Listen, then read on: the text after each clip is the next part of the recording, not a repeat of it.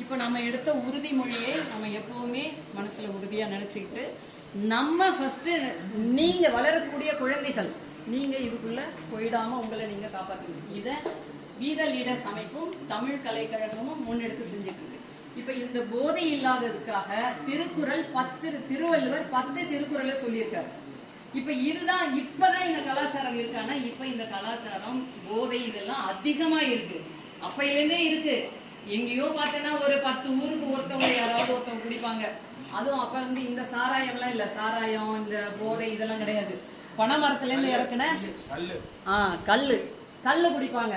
அந்த கல்லுமே அது வந்து பதனியா பாத்துக்கு முன்னாடி பதனி உடம்புக்கு ரொம்ப நல்லது.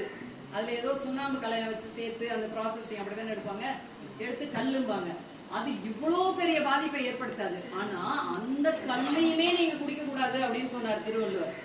அதுவுமே உங்களுக்கு உடம்பு கெடுதல். எப்படி ஒரு குண்டூசியால இப்படி லைட்டா குத்துனோட என்ன ஆகும்? ஒண்ணுமே ஆகாது. அதுவே வேணாம்னு சொன்னார் திருவள்ளுவர்.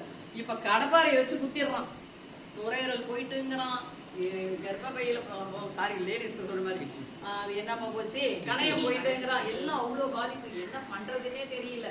அவ்வளவு கலாச்சாரம் பெருகி இருக்கு. அதுல இருந்து நம்மள காப்பாத்திக்கணும். இப்ப இந்த 2 பசங்க இங்க திருக்குறள் கல்லுண்ணாமை அதிகாரத்துல இருந்தா சொல்ல போறீங்க.